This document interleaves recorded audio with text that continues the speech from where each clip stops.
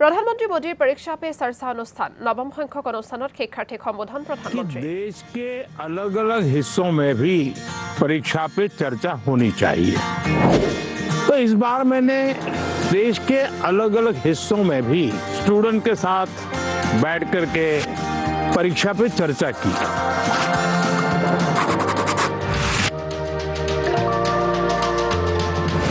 इस special episode में आप यही देखने जा रहे हैं। तो सबसे पहले चलते हैं तमिलनाडु के कोयम्बटूर। तमिलनाडु के स्टूडेंट्स की एनर्जी, उनकी क्यूरियोसिटी ने मुझे बहुत प्रभावित किया। आइए देखते हैं। बड़ा कम तो आप लोगों को कुछ खाने पीने को मिला कि नहीं? क्या मिला? नहीं, हमें घर से लेके आए थे। I couldn't believe my eyes when I saw him. First, I'd expected like a dynamic, dramatic entry because he is the prime minister after all. But it was very simple, humble and down to earth. वो जब अंदर आए बस like goosebumps आने लग गए. It was really great. ऐसा है कि मैं कई वर्षों से 10th और 12th के जो बच्चे हैं उनसे बातचीत करता रहता हूँ परीक्षा पे चर्चा।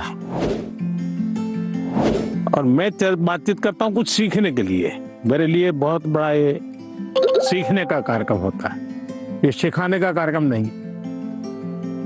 तो मैं आज तमिलनाडु के नौजवानों को इसलिए मिल रहा हूँ कि मुझे कुछ सीखना है। तो आप में से अगर कोई कुछ बातें करना चाहते हो, अपनी बात बताना चाहते हो, मुझे सुनना है। कौन शुरू करेगा? छवि जैन है मेरा नाम। मुझे स्टार्टअप करना है, तो मुझे किन किन विषय की जानकारी चाहिए और एजुकेशनल लेवल पे मुझे क्या करना होगा जिससे मुझे स्टार्टअप के लिए मदद मिल सके। आपकी बात एकदम सही है। मैं भी आजकल जब भी किसी नौजवान से मिलता हूँ तो तुरंत कहते हैं स्टार्टअप। पहले आपका ध्यान इस बात पे होना चाहिए कि आप क्या करना चाहते हैं। कुछ स्टार्टअप ऐसे हैं जो सिर्फ टेक्नोलॉजी में इनोवेशन करना चाहते हैं। किसी को लगता है मैं ड्रोन बनाऊं, किसी को लगता है कि मैं घर में बिजली की व्यवस्था ऐसी खड़ी कर दूं। तो किसी 4 दोस्तों को देख जानती होगी जो टेक्नोलॉजी में एक्सपर्ट हैं। एक आध दोस्त है फाइनेंस में एक्सपर्ट है। चलो 4 लोगों की टोली बना दे, साइड में अपन स्टार्टअप शुरू करते हैं। जरूर नहीं कोई स्टार्टअप के लिए कोई 25 साल की उम्र चाहिए, आप कभी भी शुरू कर सकते हैं। छोटे छोटे स्टार्टअप से भी काम शुरू हो सकता है। तो मैं समझता हूँ कि अगर आपकी रुचि है तो बहुत अच्छी बात है। कुछ स्टार्टअप चलाते हैं तुमको मिलने जाना और एक प्रोजेक्ट रिपोर्ट बनाओ, उनको बताना चाहिए मैं तो स्कूल से हूँ, मैं स्कूल का प्रोजेक्ट बना रहा हूँ। तो वो छुपाएगा नहीं, आपसे बताएगा। तो धीरे धीरे आपको ज्ञान भी मिलेगा कैसे कर सकते हैं। सर, हमेशा मुझे ये डर रहता है कि कहीं मैं पढ़ाई में ज्यादा फोकस करूँ तो मैं अपनी पैशन खो दूँ। अगर मैं अपने पैशन पे ज्यादा फोकस करूँ तो मेरी पढ़ाई छूट जाएगी। दोनों के बीच में बैलेंस कैसे लाऊं? देखिए, पहली बात है कि ये 2 अलग चीजें, ऐसा आप मानते क्यों हैं? दोनों उपयोगी हैं। जैसे मान लीजिए आपको आर्ट का शौक है? और आपने साइंस का कोई विषय पढ़ा और उसमें कोई लैब की चर्चा है और कुछ केमिकल मिलाने की चर्चा है। तो आप ऐसा कीजिए, कागज लीजिए, लैब बनाए, कागज पे पेंटिंग कर लैब बनाए। फिर जो केमिकल पढ़ने के थे हर बोतल में केमिकल का नाम लिखे। फिर आप पढ़ने में आया था कि भाई इस केमिकल को मिलाने से ऐसा कलर बनता है, तो एक दूसरा चित्र बनाइए, उस पॉट के अंदर वो कलर। तो आपका चित्र का काम भी हो गया और आपको वो लेसन भी याद हो गया। यानी एक साथ दोनों चीजें बहुत अच्छी तरह से आप कर सकते हैं। आपके थकान को उतरने के लिए भी एक प्रकार से आपके पास जो कला है, क्राफ्ट की, जो कुछ भी आपकी सीखने की इच्छा है वो आपको मदद कर सकती है। डेली या सप्ताह में 2 दिन आधा घंटा इसके लिए दो। समाज जीवन में जिसकी जरूरत है वो शिक्षा तो करनी है, लेकिन जो व्यक्ति के जीवन में उपयोगी है वो आप इससे कर सकती हैं। हमारा देश भी 2047 में डेवलप्ड राष्ट्रों के साथ एक होने वाला है। मेरा प्रश्न क्या है कि हम नवयुवक इसे हासिल करने के लिए क्या कर सकते हैं? मुझे अच्छा लगा कि मेरे देश के 10th 12th के बच्चों के मन में भी 2047 विकसित भारत का ड्रीम है। ये मेरे लिए बहुत बड़ी खुशी की बात है ना। आज मुझे अब मजा आएगा। वाह, देखिए ये चीज है ना। अब 2047 में विकसित भारत यानी क्या है? आपने कभी सिंगापुर के विषय में सुना होगा। सिंगापुर एक जमाने में एक मछुआरों का छोटा सा गांव था, उसमें से आज इतना बड़ा बन गया। तो ली कुआन यू कहते थे कि भाई अगर हमको डेवलप कंट्री बनना है तो हमें अपनी आदतें डेवलप कंट्री के लोगों की होती वैसी बनानी पड़ेगी। हमें थर्ड वर्ल्ड कंट्री की तरह कहीं पर भी कूड़ा कचरा फेंक दिया, कहीं पर थूक दिया, ये नहीं चल सकता। सिर्फ कहीं जाना है, भाई यहाँ पर रेड लाइट है, मुझे स्कूटर खड़ा कर देना चाहिए। अब छोटी सी चीज है कि भाई हम परिवार में तय करेंगे कि हमारे घर में खाने के बाहर कुछ भी जूठा नहीं छोड़ेंगे। बताइए, सब लोग ऐसा करें तो कितना खाना बचेगा, कितना बड़ा फायदा होगा। तो एक नागरिक के नाते मैं अगर इन चीजों का जीवन में ठीक से पालन करूं तो मतलब कि मैं विकसित भारत के लिए कंट्रीब्यूट कर रहा हूं। अब जैसे वोकल फॉर लोकल, मैं मेरे देश की चीजें खरीदूंगा। मैं भारत में जो चीजें बनी उसको लूंगा। जैसे मैं कहता हूँ मेड इन इंडिया। अब कुछ लोग, पैसे वाले लोगों को लगता है दुबई में जाके शादी करेंगे। वाह, हिंदुस्तान में क्या कमी है भाई? हम सब देश के नागरिक छोटी छोटी चीजों को करें, हम जरूर विकसित भारत बनाने में अपना दायित्व निभा सकते हैं, हम कंट्रीब्यूट कर सकते हैं। I was shocked that, oh my God, a student is actually concerned about this. And he told us that it's the small steps that matter, not the large ones. मेरा आपसे प्रश्न ये है कि कोई भी छात्र या कोई भी मनुष्य अपना जीवन जब व्यतीत करता है तो बहुत सारे चुनौतियों का सामना करता है। जब चीजें डिफिकल्ट हो जाती है तभी हमको हमारा जो मोटिवेशन होता है जीवन व्यतीत करने में वो कम होता है। तो ऐसी स्थिति में सफलता प्राप्त करने के लिए हमें मोटिवेशन की जरूरत है या अनुशासन की? दोनों चीजें महत्वपूर्ण है जीवन में। अगर अनुशासन है ही नहीं तो कितना ही इंस्पिरेशन होगा तो वो इंस्पिरेशन क्या काम का आएगा?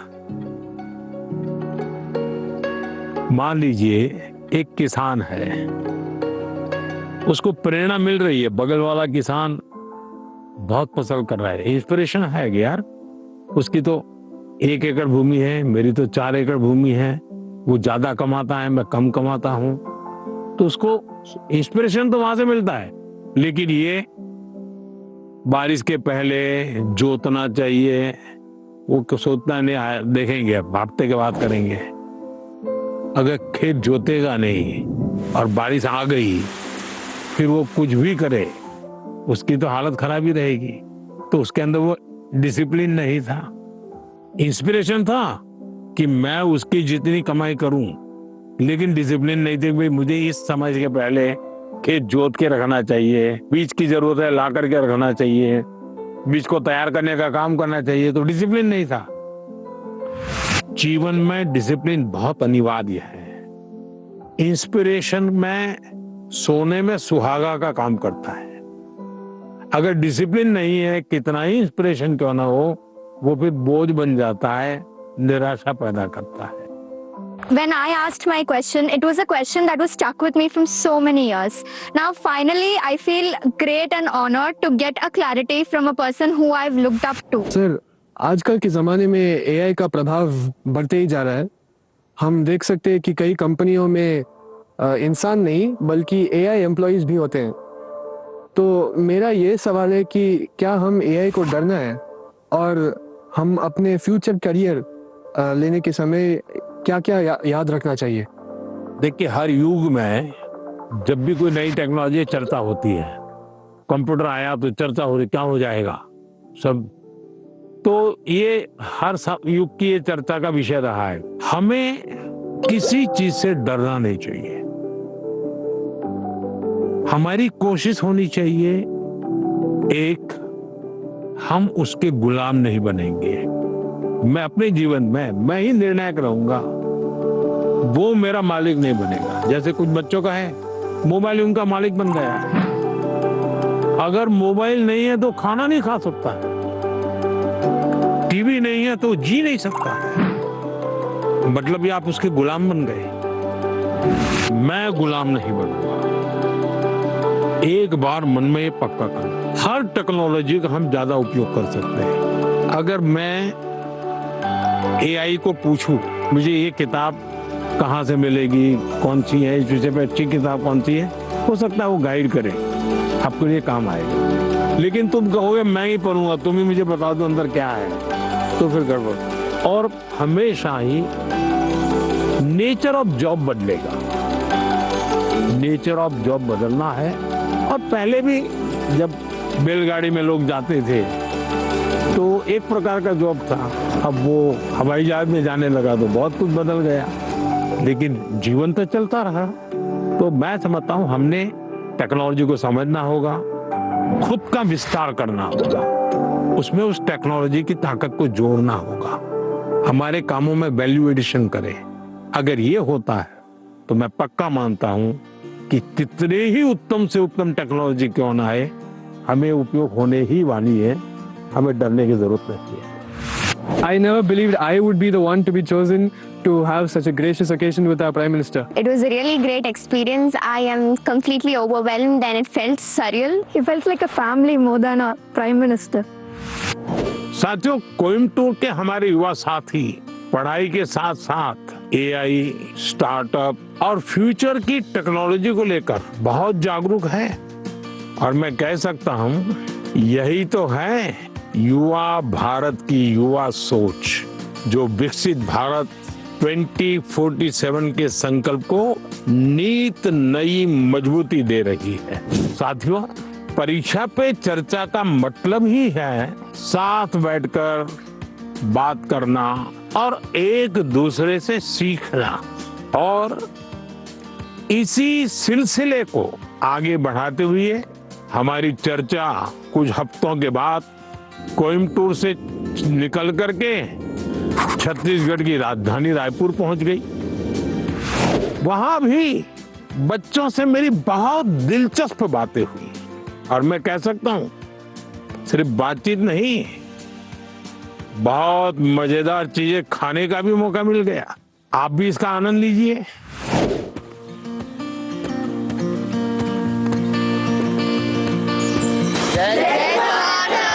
जय जोहार। कुछ खिलाया पिलाया कि नहीं? सर, हाँ, आप भी बहुत सारी मीटिंग्स अटेंड करके आए हैं, आप भी हमारे यहाँ का खाना चाहेंगे? ठीक। कैसे बनता है? सर ये बेसन को गोल गोल आकार देके उसको तलते हैं। अच्छा, और ये नमकीन होता है। तो कब खाते हैं लोग? सर दिवाली के टाइम, दिवाली टाइम का खाते हैं? ज्यादातर दिवाली टाइम पे बनता महाराष्ट्र में इसको क्या कहते हैं? है। महाराष्ट्र में ऐसा ही बनता हो, चकरी कहते हैं। हाँ सर। ये क्या है? सर ये खुरमी है, हाँ। हमारी गुड़ से बनती है, आटे से बनती है और सूजी से बनती है।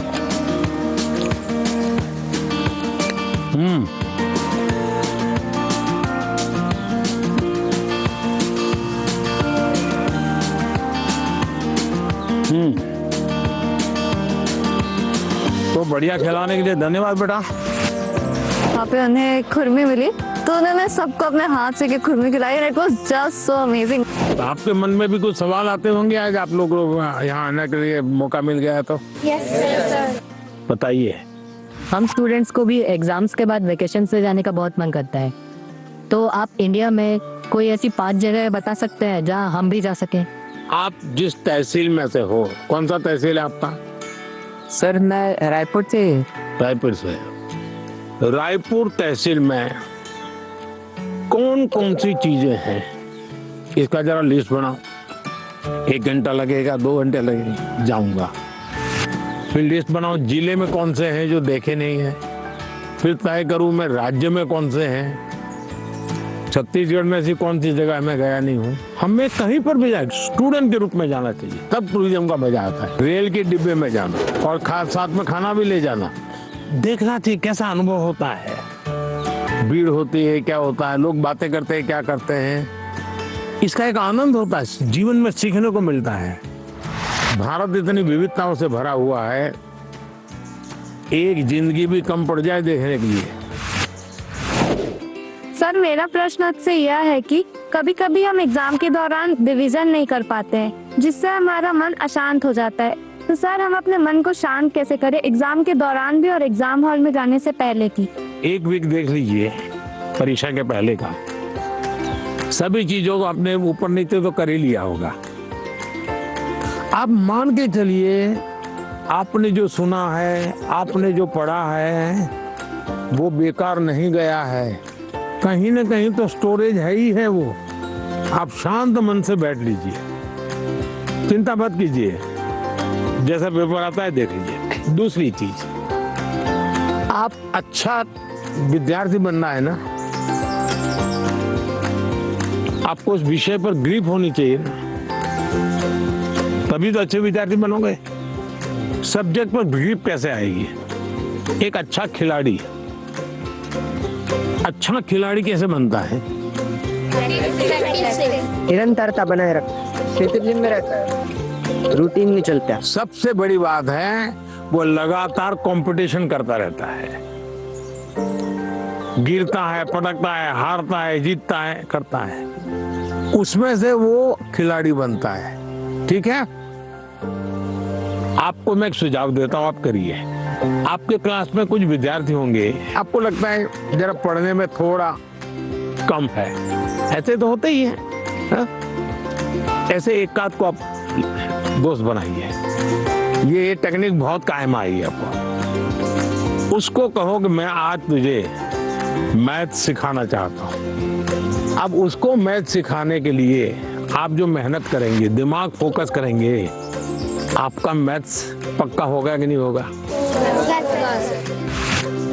मैं ताइक्वांडो खेलती हूँ और मैं आगे चल के स्पोर्ट्स पर्सन बनना चाहती हूँ। अपनी स्टडीज और स्पोर्ट्स को बैलेंस करके कैसे रख सकती? शिक्षा की जीवन में भी जरूरत है, समाज जीवन में भी जरूरत है। इसको अंडर एस्टिमेट नहीं करना चाहिए। ये गलती कभी मत करना कि खेल में मैं बहुत अच्छा हूं इसलिए मुझे पढ़ने की जरूरत नहीं है, लेकिन शिक्षा ही सब कुछ कर लेगी ऐसा नहीं है।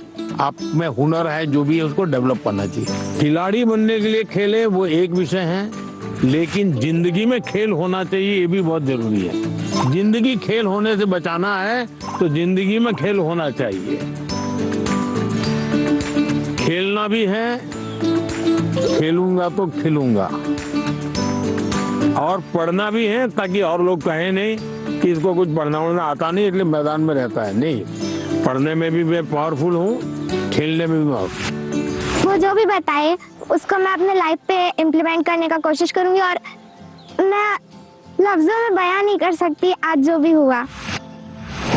सर मेरा सवाल ये है, जैसे कुछ सालों पहले आपने स्वच्छ भारत स्टार्ट किया था, हमारा नया रायपुर भी डेवलपमेंट की ओर जा रहा है, तो हम एज अ स्टूडेंट उस डेवलपमेंट के लिए अपने एनवायरनमेंट को प्रोटेक्ट करने के लिए क्या कंट्रीब्यूट कर सकते हैं? प्राकृतिक संपदा को बचाने का हमारे स्वभाव में होना चाहिए, और धीरे धीरे हमें लोगों को जोड़ना चाहिए। अब जोड़ते रहते हैं तो बदलाव आता है। खुद के जीवन में कुछ नियमों का अगर हम पालन करते हैं, जैसे अब पानी, मुझे बताइए कि मैं ब्रश कर रहा हूँ और पानी बह रहा है, अरे भाई तुम ब्रश कर रहे हो तो पानी तो बंद करो, जब मुंह धोओगे तब पानी लेना। छोटी छोटी चीजें होती हैं। एक बार मैं एक गांव की यात्रा कर रहा था, दूर से मैंने देखा कि एक जगह एकदम से जंगल जैसा लग रहा है, बड़ा हरी भरा। क्या है बोले तो स्कूल है, तो सब इतना सूखा है, ग्रीन है। वहाँ एक टीचर थे, उस टीचर ने ये जो पेट्रोल पंप होता है, वहाँ जो ऑयल के कैन वगैरह होते हैं वो इकट्ठे करते थे वो, और बच्चों को कहते थे कि तुम्हारे घर में वो जो पानी होता है जिसमें खाने का कुछ अंश होता है, वो इस बोतल में रोज स्कूल आओगे तब भर करके आना। तो सारे बच्चे वो बोतल भर के या जो उनको कंटेनर दिया है वो भर करके आते थे, और उन्होंने वहाँ पेड़ लगाए थे। हर बच्चे को एक पैड दे दिया गया था। वो जो पानी ले आता था वो उसमें डालना होता था उसको। फर्टिलाइजर का भी काम करता था, सब्जी वब्जी के टुकड़े होते थे। उसके कारण वो पूरा स्कूल को चारों तरफ एकदम से ग्रीन बन गया था। एक टीचर ने इतना बड़ा परिवर्तन लाया। मानवीय रूप से व्यवहार करे तो बदलाव शुरू हो जाता है। छोटी चीजें हैं, हम आराम से कर सकते हैं। समाज का वातावरण हमारे स्वभाव में आना चाहिए। आप इतने साल से देश को संभाल रहे हो, देश के लीडर हो, तो आप फ्यूचर जनरेशन से, हम बच्चों से ऐसी कौन सी क्वालिटी एक्सपेक्ट करते हो कि हमारे अंदर आनी चाहिए एक लीडर के रूप में? ऐसा लीडर बनना है कि लीडर बनना है? दोनों बनना है। देखिए, पहले लीडर बनिए। जो काम है मन में तय करिए, कोई करे या ना करे मैं करूंगा। जब ये शुरू आ जाएगा मैं अपने से शुरू करूंगा, तो आप देखिए अपने आप लीडरशिप आना शुरू हो जाएगी। जैसे मान लीजिए यहाँ कूड़ा कचरा है, आप जा रहे हैं और आपने एक उठा लिया, तो आपके साथ जो 4 लोग चलते होंगे ना, आपने देखा होगा वो भी, उनको भी लगे यार उठा लो। मतलब आप लीडर बन गए कि नहीं बन गए? अच्छी चीज है, हमें अपने आप को हमेशा लीडर रोल में तैयार करना चाहिए। ये अच्छा विश्वास है, विचार भी अच्छा है। लेकिन लीडर का मतलब ये नहीं है कि चुनाव लड़ना, पॉलिटिकल पार्टी बनाना, पार्टी में जाना, लच्छादार भाषण करना, ऐसा नहीं होता लीडर। मतलब लीडरशिप में एक क्वालिटी होनी बहुत जरूरी है कि आप 10 लोगों को अपनी बात समझा पाओ। थोपनी नहीं है, समझानी है। समझाने के लिए पहले उसको समझना है।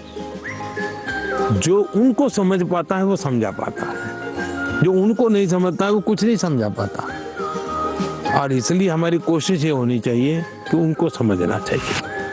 उन्होंने बहुत अच्छे से बताया कि किसी के अंदर एक लीडरशिप क्वालिटीज होती है अगर वो किसी चीज के लिए रिस्पॉन्सिबल हो रहा है। If I would describe this world and I would say सपना। मैं प्रधानमंत्री से मिली।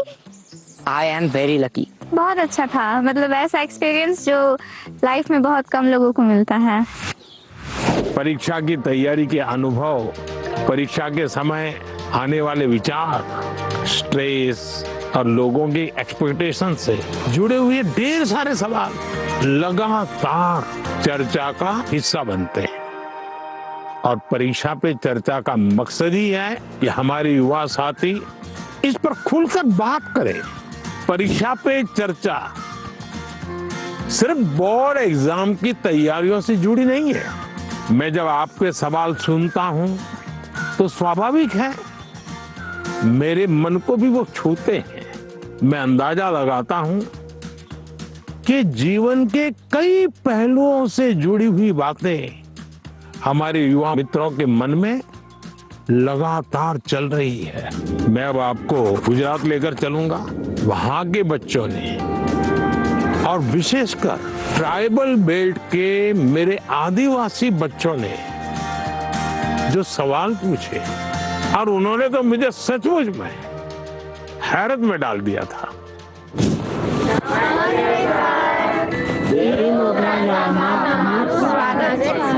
वाह, तो मैंने तो કહ્યું આજે બધાને હિન્દીમાં બોલવાનું છે। ફાવશે ને? चलिए।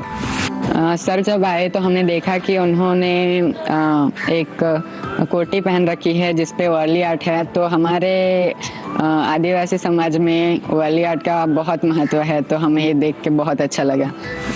तुम बहुत एक्साइटेड थे आपका मिलने के लिए। किसी और बच्चे को आपसे मिलने और आपसे बातें करने के लिए कितने सवाल होते हैं, लेकिन हम उतने नसीब वाले हैं कि जो आपके साथ बातें करें। आप कितने दूर से आए? हम यहाँ डेडियापाड़ा से। डेडियापाड़ा से ही आए? अच्छा। मांडवी से। मानवी, अच्छा। क्या नाम? जय। जय और रवि है। इतने बड़े हो गए आप लोग। पहचानते इनको? बताया कैसा मेरा परिचय आपसे? इनकी हिम्मत आई कि नहीं आई सबका? हाँ, ये मुझे पहले भी एक बार मिलने आए थे दोनों। चलिए बताइए, आप लोग कुछ पूछना चाहते हो, कुछ जानना चाहते हो, बताइए। सर, हमारे माता पिता ने यह बताया कि पहले कुछ आदिवासी इलाके थे जो बहुत ही पिछड़े हुए थे, तो उन्होंने यह भी बताया कि आपका गुजरात के आदिवासी इलाकों से बहुत लगाव भी और आपने वहाँ बदलाव भी किया। तो मैं जानना चाहूँगा कि आपको इस चीज़ की प्रेरणा कहाँ से हुई? आपको पाल चित्रिया की घटना मालूम है? हाँ। हैं?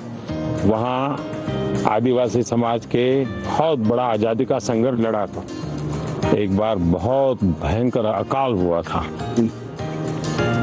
तो उस समय मैं उस क्षेत्र में काफी दिनों तक रह करके काम करता था। तो उस समय लगता था कि यहाँ एजुकेशन पे ध्यान देना चाहिए। उसके बाद जब मुझे मौका मिला, मुख्यमंत्री बना, तो मैं ध्यान देने लगा। आपको हैरानी होगी, एक समय ऐसा था कि उमरगांव से अंबाजी तक एक भी साइंस स्कूल नहीं था। तो बाद में आपने तो देखा, अब तो 2 यूनिवर्सिटी है, साइंस स्कूल है, इंजीनियर ITI है, बहुत सारा बदलाव आया है। उसका बहुत बड़ा लाभ हो रहा है। हाँ सर। आज भी आपको मालूम होगा, एक मैंने PM जनमन योजना बनाई है। आदिवासियों में भी कुछ इलाके और कुछ लोग हैं, समाज वो और पीछे रह गए, तो मुझे फिर उनके लिए अलग से स्कीम बनानी पड़ी, अलग से बजट बनाना पड़ा। तो मुझे तब से लगता था कि हम शिक्षा पर जितना ज्यादा बल देंगे उतना बहुत तेजी से विकास होगा। दूसरा मेरे मन में था, पूरे आदिवासी बेल्ट उमरगाम से अंबाजी पूरा हाईवे बनाया है, तो विकास के लिए इंफ्रास्ट्रक्चर की बहुत जरूरत होती है। लोग भी आना जाना शुरू करते हैं, तो उस दिशा में ध्यान दिया। मेरा आपसे यह प्रश्न है कि पहलगाम हमले के बाद हमारे घर में सब चर्चा कर रहे थे कि अब आगे क्या होगा। पूरा देश आपकी ओर देख रहा था। फिर ऑपरेशन सिंदूर हुआ और हमारे देश की सेना ने जीत हासिल की। तो ऐसे संजोग में आपने अपने तनाव को कैसे हैंडल किया? हम तो सिर्फ परीक्षा के तनाव से। आप लोगों को परीक्षा का तनाव आ जाता है। जब आप पुरानी परीक्षा के दिनों को याद कीजिए, अगर पुरानी परीक्षाओं को याद करेंगे तो आपको लगेगा हाँ यार, जब गया तब तो टेंशन था, लेकिन जब करके आ गए तो कुछ नहीं था। ऐसा होता है कि नहीं?